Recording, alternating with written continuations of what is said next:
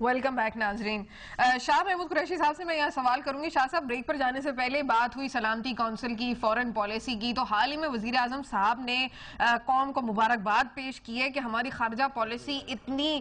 ماشاءاللہ مستحکم ہو چکی ہے اور اتنی بہتر ہو چکی ہے کہ ہمیں سلامتی کونسل کا رکن بھی بنا دیا گیا ہے. آپ کیا کہیں گے؟ صوفیہ, میں سمجھتا ہوں کہ یہ تو ایک خوشائند بات ہے کہ پاکستان کو کامیابی ہوئی ہے اور پاکستان سلامتی کونسل کا نان پرماننٹ ممبر بن گیا ہے. لیکن اس کو ہمیں کوئی زیادہ اس میں ریڈ نہیں کرنا چاہیے, کیونکہ ہم نے دیکھنا ہے کہ پاکستان نے ایشیا کا ایک سلاٹ حاصل کیا ہے اور اس میں دیکھنا ہے کہ ہمارے کنٹینڈرز کون سے تھے. تو الحمدللہ اچھی پیش رفت ہے کہ پاکستان ممبر بنا ہے, لیکن اگر آپ اس ووٹنگ کے پیٹرن کو اگر اپنی مقبولیت اور اپنی انٹرنیشنل افادیت سے منسلک کر لیں تو شاید یہ آپ کو غلط فہمی ہوگی. ایسا نہ کیجئے. پاکستان کو بہت کام کرنے کی ضرورت ہے, بیکاز آج دنیا میں بہت سے ممالک ہیں جو ان کی بہت سے ایشوز پر ریزرویشنز ہیں. پاکستان کو مزید ڈپلومیٹکلی انگیج کرنے کی ضرورت ہے اور بہت سے ایشوز پر وضاحتوں کی ضرورت ہے اور لوگوں کا اعتماد حاصل کرنے کی ضرورت ہے. اچھا شاہ صاحب, یہ جو ایک بات اور کرنا چاہوں گا. جب آپ افغانستان کی بات کر رہے تھے کہ دیکھیے اس وقت افغانستان پر امریکہ کا کتنا غلبہ حاصل ہے. ان کی وہاں افواج موجود ہیں, ان کی ساری جو بجٹنگ ہے اس پہ ان کا بہت اہم رول ہے. لیکن اس کے باوجود آپ دیکھیں کہ وہاں ایک بہت بڑا ایک عنصر ہے اور اس کی ایک مینیفیسٹیشن پچھلے دنوں کابل میں ہوئی ہے, جو نیا ایک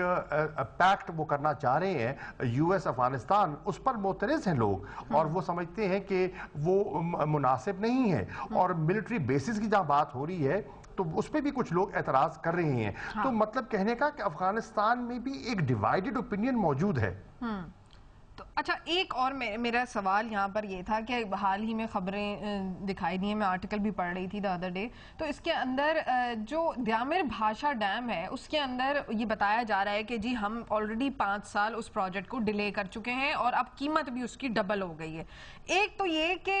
اس میں مطلب کیا وجہ ہے کہ ورلڈ بینک نے کوئی انٹرسٹ نہیں لیا, اور اس میں ہمیں اب یہ کہا جا رہا ہے کہ جی ہمیں انڈیا کی ریٹن پرمیشن کی ضرورت ہے کہ جی ان کو اس سے کوئی پرابلم نہیں ہے. واٹ اباؤٹ جو ان کی سائیڈ پہ سارے ڈیمز بن رہے ہیں اور وہ سارے پروجیکٹس بن رہے ہیں, تو انہوں نے ہم سے پرمیشن لی تھی, ان کے لیے کوئی رول آف لا نہیں ہے, ہمارے لیے سارے رول آف لاز موجود ہیں.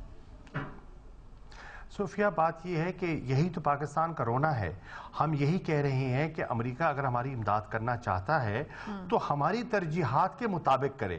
ہماری اس وقت جو ایک بہت بڑا چیلنج ہے وہ انرجی کرائسس کا چیلنج ہے. ہماری معیشت متاثر ہو رہی ہے, ہمارے لوگ سڑکوں پہ ہیں, ہماری زراعت متاثر ہو رہی ہے, اور اگر ہم انرجی کا مسئلہ حل نہیں کر پائیں گے تو ہم آگے کیسے بڑھیں گے؟ اب دیکھیے ہم نے ایک معاہدہ کیا ایران کے ساتھ گیس پائپ لائن کا, ہمارا ایک فارمولا طے ہو گیا, پرچیز سیل ایگریمنٹ ہم نے طے کر لیا, لیکن اس پر بھی امریکہ خوش دکھائی نہیں دے رہا اور پیش رفت ہونے میں رکاوٹ بنا ہوا ہے. چلیے فرض کیجئے وہ ہم نہیں کرتے تو ہم نے درخواست کی تھی کہ آپ نے ہندوستان کے ساتھ ایک سول نیوکلیر معاہدہ کیا ہے, انہی ٹرمز پر پاکستان کے انرجی کرائسس کو دیکھتے ہوئے ہمیں بھی ان شرائط پہ دے دیجئے. اس پر بھی معترض ہیں. پھر ہم کہتے ہیں کہ اچھا ہمارے پاس نیچرل سائٹس موجود ہیں ہائیڈل پروجیکٹس کی, اور ہمارا ریور انڈس بیسن پر کیسکیڈنگ ڈیمز ہم بنا سکتے ہیں اور 56,000 کے قریب میگا واٹ بجلی ہم ہائیڈل جنریٹ کر سکتے ہیں, وہاں مدد کر دیجئے. وہاں بھی دینے کو تیار نہیں ہے. تو یہی تو ہمارا رونا ہے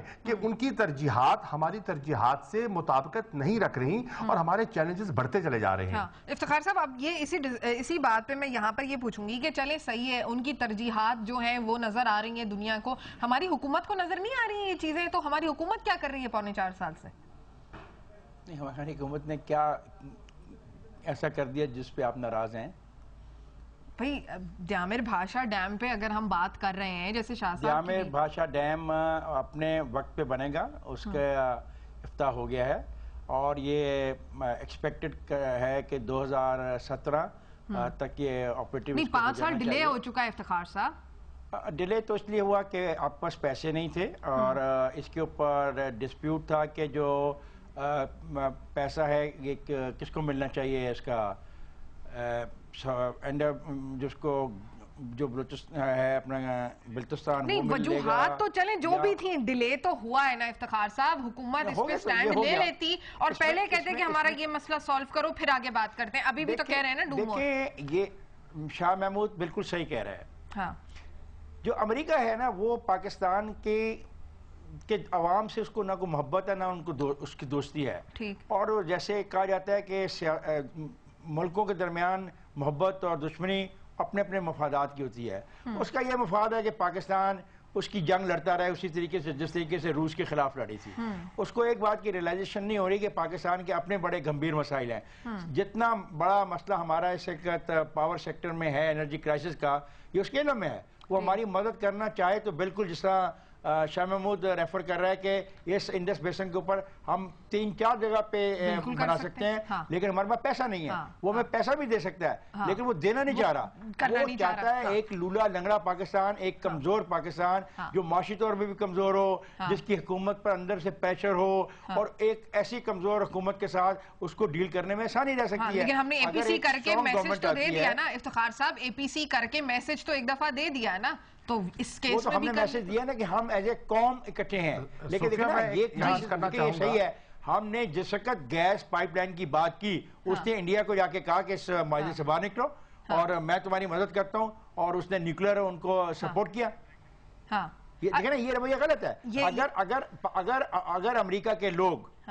حقیقت جاننا چاہیں تو یہ ہے کہ امریکہ کی حکومت ایک دوغلی پالیسی کر رہی ہے وہ پاکستان کے عوام کے لیے مسائل پیدا کر رہی ہے اور جب تک پاکستان کے عوام کے لیے وہ مسائل پیدا کرتی رہے گی پاکستان میں اس کے لیے محبت کہیں پیدا نہیں ہوگی عوام کی سطح پر اور اگر وہ چاہتی ہے کچھ فوج کے جنرلوں کے ساتھ دوستی کر کے یا کچھ پولیٹیشین کے ساتھ دوستی کر کے گزارا کر لے تو وہ کر کے دیکھتی رہی ہے اور آئندہ بھی دیکھتی ماضی میں بھی کیا اور آگے بھی کر کے دیکھ لیں اچھا شاہ صاحب بھی کچھ کہنا چاہ رہے ہیں شاہ صاحب لیکن مجھے موقع شاہ صاحب موقع دے دیں وہ بریک کا کہا جا رہا ہے مجھے بریک پر چلتے ہیں بریک کے بعد ہاں شاہ صاحب بریک لے لیتے ہیں بریک کے بعد واپس آ کے میں آپ سے کنٹینیو کرتے ہیں اس پہ پوائنٹ آف ویو لیں گے ناظرین میرے ساتھ رہیے